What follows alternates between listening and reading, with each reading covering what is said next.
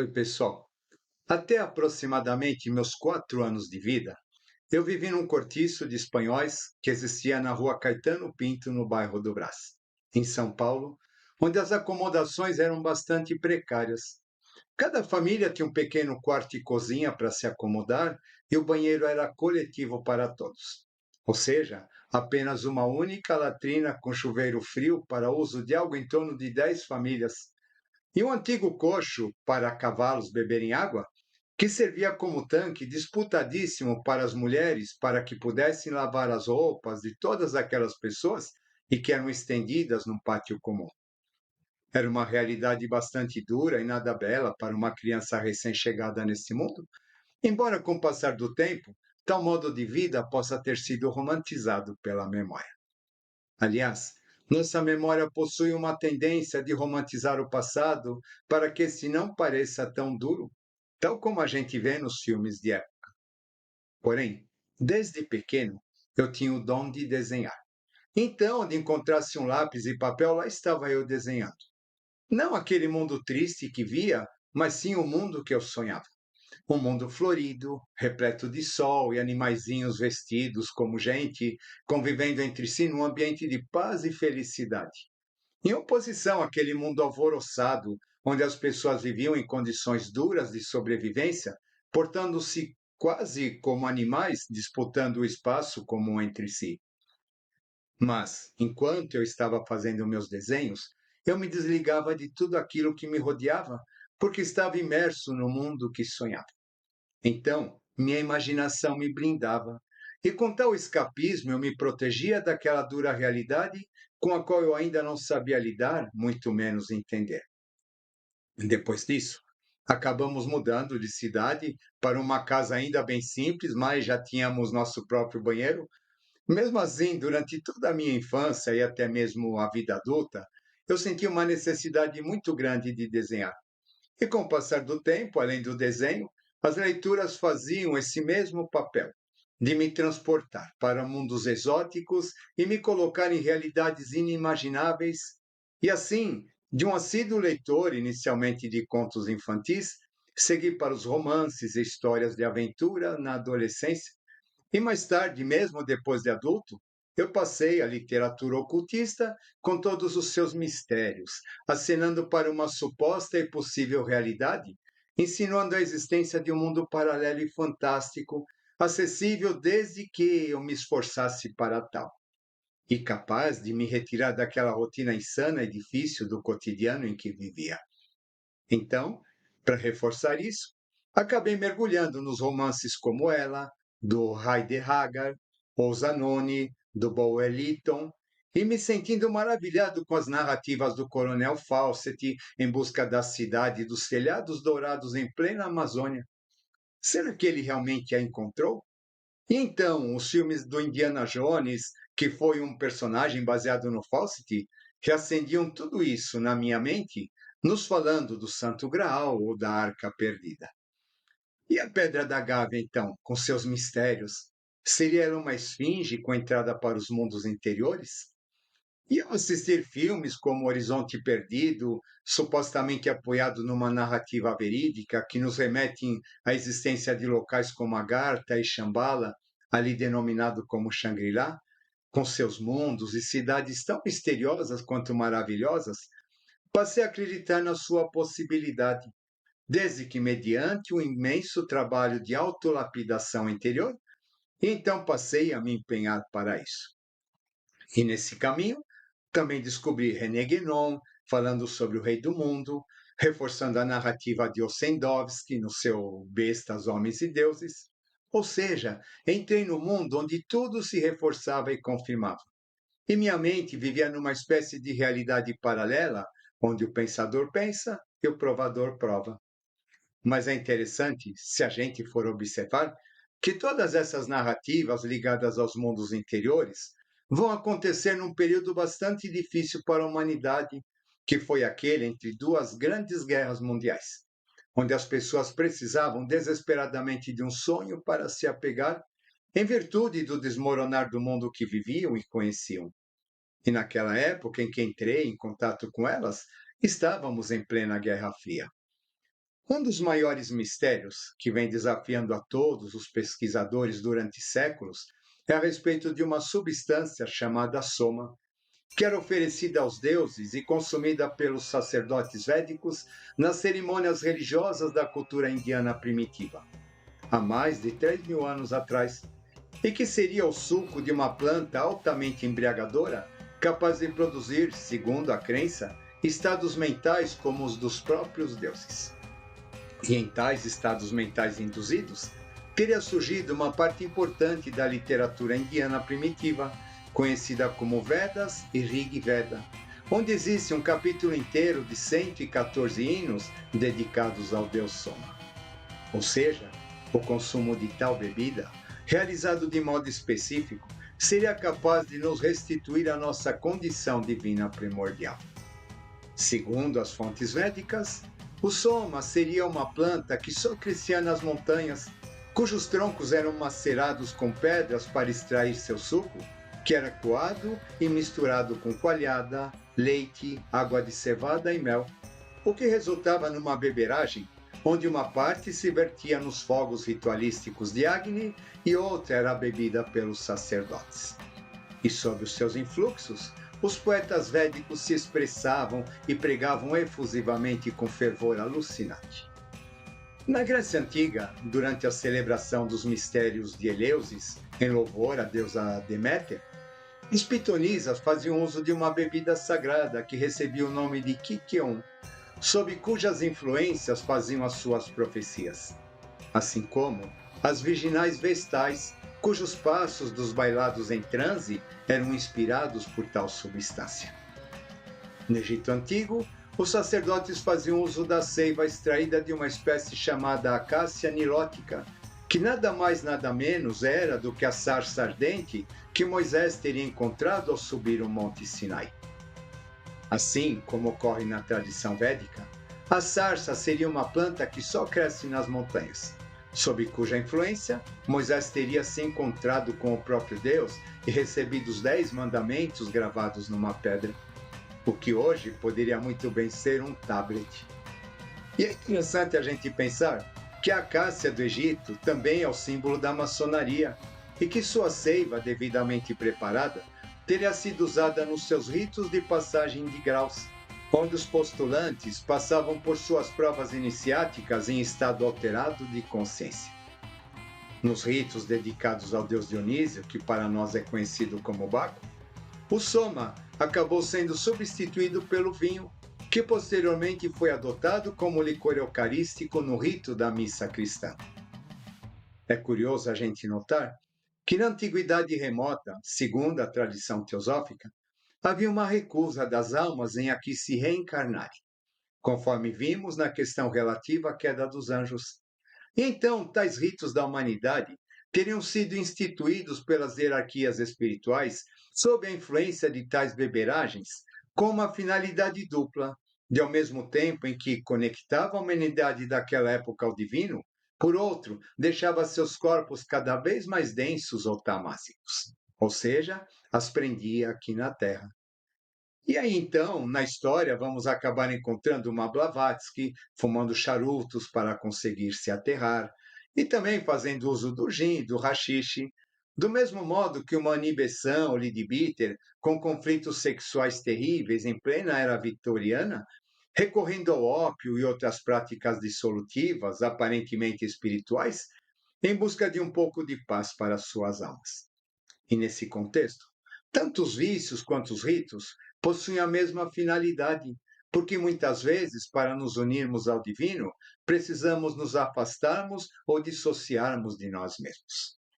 Vale lembrar que no passado o uso de tais substâncias era algo normal, porém acabaram sendo apartadas das suas funções ritualísticas e acabaram caindo no uso recreativo social, a ponto de serem mencionadas inclusive nos contos infantis, onde encontramos a enigmática Absolem no conto da Alice no País das Maravilhas, até o pó de pirlim-pim-pim, que quando inalado nos transportava para a terra do nunca, a terra dos sonhos.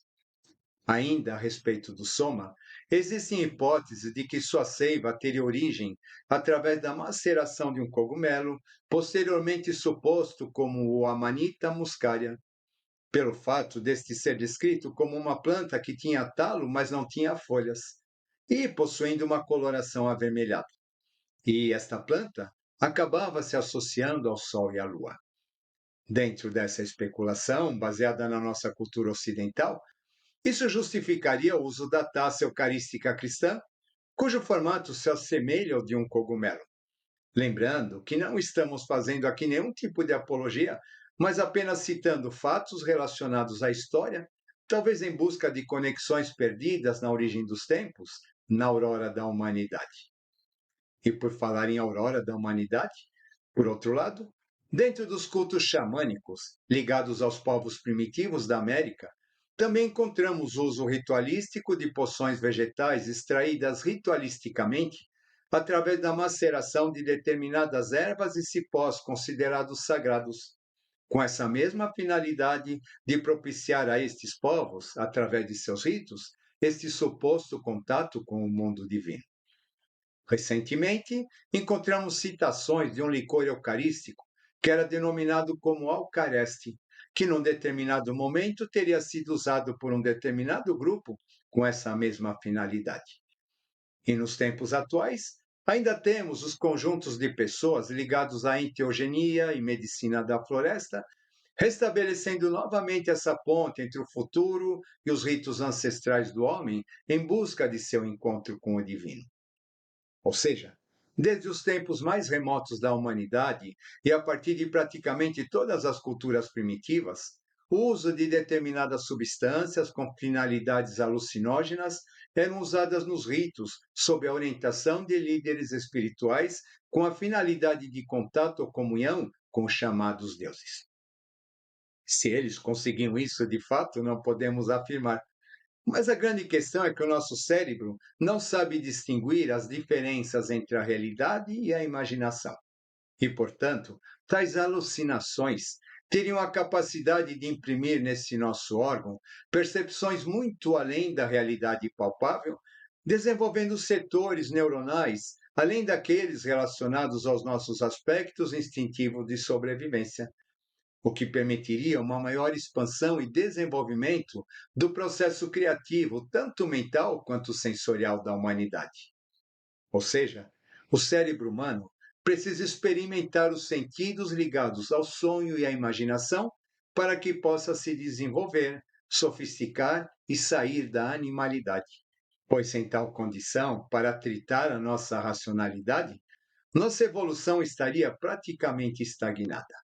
E então, somos instintivamente levados, mesmo que de modo inconsciente, a buscar tais sensações que acionem o nosso processo criativo como uma forma de fuga da realidade todas as vezes que atravessamos períodos de grandes tensões. E é nessa necessidade de fuga que repousa a origem de todos os vícios, que nada mais são do que a busca por uma atividade que nos aparte da realidade, mesmo que momentaneamente, como é o caso dos celulares nos tempos atuais, e até leituras, músicas, ritos religiosos e uso de substâncias entorpecentes, como cigarros e bebidas, por exemplo. Podemos dizer que todas as vezes que nos encontramos diante de algum tipo de dor, seja ela humana, existencial ou espiritual, vamos procurar alívio em alguma crença, comportamento ou substância que dissolva o nosso sofrimento, a nossa angústia mental provocada por tal conflito. Mas o mais interessante é que, mesmo sabendo que nada disso é racionalmente capaz de resolver a questão, mesmo assim nos apegamos fortemente a eles.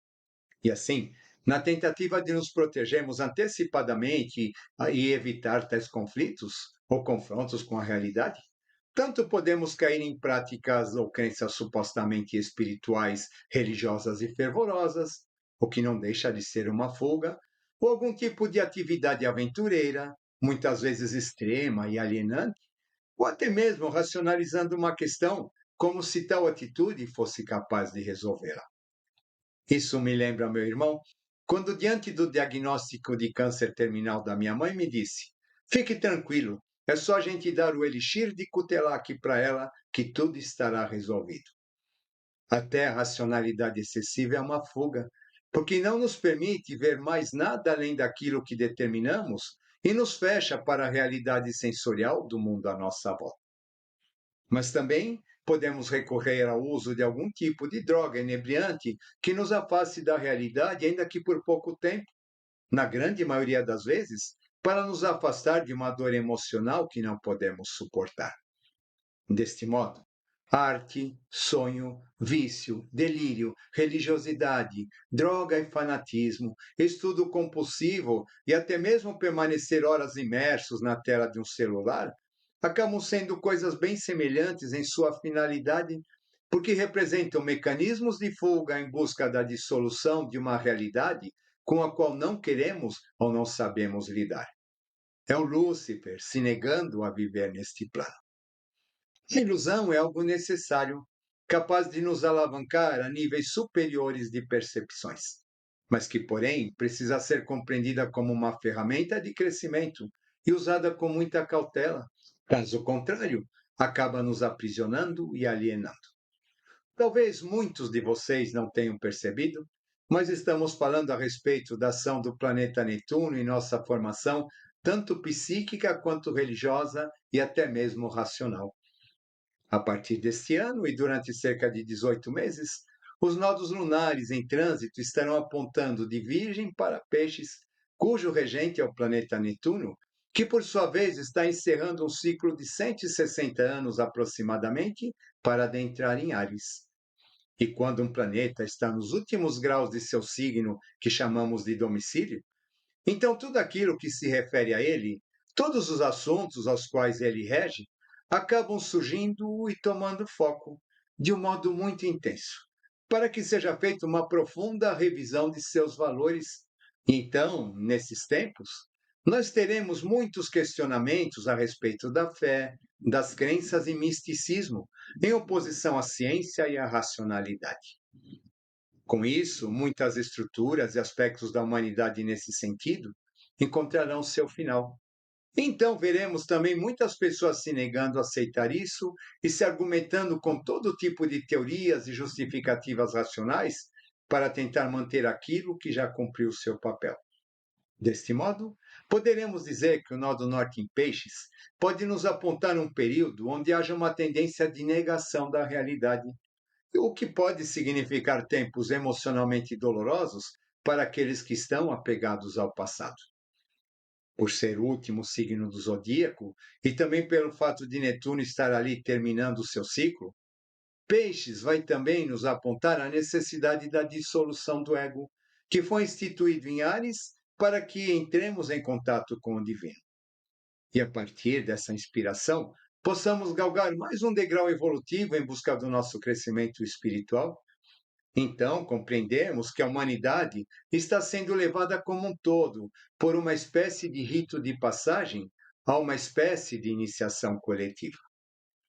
Mas Peixes também, no ciclo zodiacal, vai reger a nossa vida uterina, quando estávamos vivendo na plenitude, onde todas as nossas necessidades, enquanto feto, eram supridas. E existíamos sem conflitos ou esforço algum, imersos naquele universo uterino especialmente criado para nos abrigar e suprir. E esse estado acaba sendo a lembrança mais remota que possuímos da nossa pré-existência nesse mundo e, portanto, aquela que está mais próxima da espiritualidade. E então, em termos psíquicos, ela representa o paraíso edênico e a idade de ouro de onde fomos expulsos, para a qual sonhamos retornar. E que, inconscientemente, todos buscamos, principalmente como fuga nos nossos momentos mais aflitivos, tanto de modo individual nas nossas vidas pessoais, quanto de modo coletivo quando é chegado o momento da transição cíclica. E acaba sendo curiosa a questão de Agartha estar associado ao útero da Terra, o local para onde todos ansiamos retornar, e ao mesmo tempo o mundo dos deuses, ou estado de comunhão que o Soma nos promete.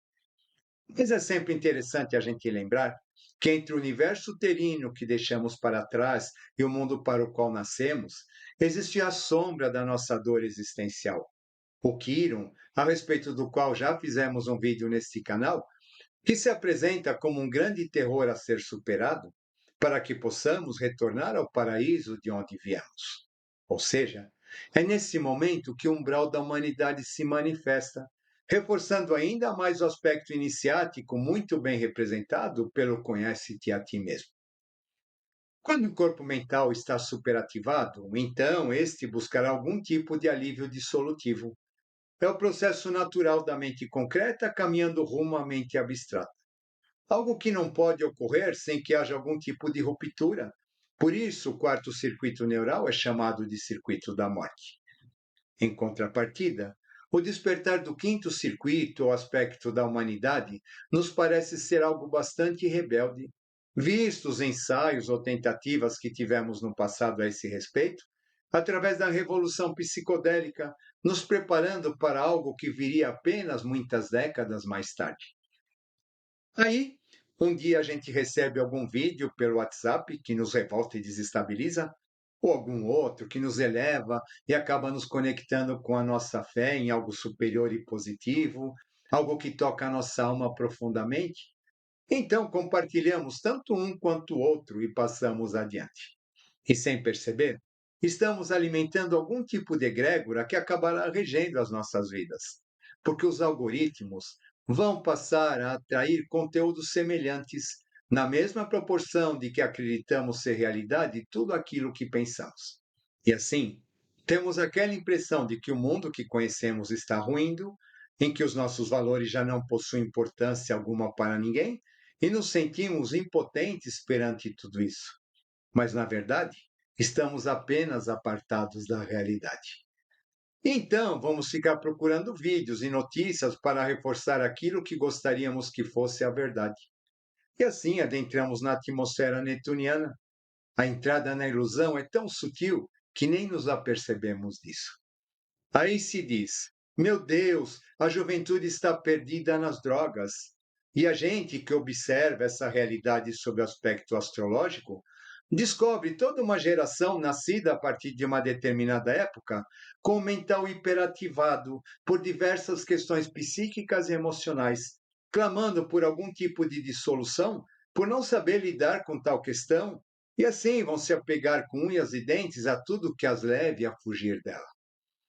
É curioso a gente pensar que, embora de modo artificial, a tecnologia, de certa maneira, está fazendo esse mesmo papel nos tempos atuais, que é algo muito semelhante ao efeito provocado por tais substâncias alucinógenas, porque nos dá condições de experimentarmos realidades impossíveis de serem vividas até bem pouco tempo atrás. Isso tudo através da hiperestimulação dos nossos sentidos. Os óculos de realidade virtual acabam sendo um exemplo muito explicativo disso. Quem de nós não gostaria de ser transportado a outro mundo ou realidade através deles? Deste modo, o soma primitivo, que nada mais é do que um veículo capaz de nos colocar em contato com a mente abstrata e arquetípica, acabou sendo absorvido pela tecnologia aquariana e distribuído amplamente para toda a humanidade. Isso para que haja uma aceleração de seu processo evolutivo rumo à mente abstrata, que por sua vez a conecta com sua tríade superior. Faculdades como vidência ou telepatia, ou até mesmo viagens astrais, interplanetárias e tantas outras possibilidades, estão à nossa disponibilidade nas palmas das nossas mãos. Tudo bem que não as desenvolvemos de modo natural, mas mesmo assim, ainda que de modo artificial, nossos cérebros podem vivenciar tais percepções como se fosse uma realidade para ele. E então essas percepções acabam acionando o desenvolvimento de novos setores e regiões cerebrais que sem isso não teríamos capacidade de desenvolver, o que acaba sendo um grande propulsor da nossa evolução. E assim sendo, as coisas não haveriam de ser diferentes do modo como estão acontecendo. Então, ao invés de nos vermos assustados com a realidade que nos rodeia, passamos a entender a maravilha que está por trás de tudo isso. E esse é o uso positivo da ilusão. E em meio a toda essa confusão que estamos vivendo, estamos face a face com a possibilidade de nosso encontro com a divindade. Fica aqui então mais um tema para a gente pensar. Espero que vocês tenham gostado. Vamos que vamos, mente livre, coração leve e até a próxima.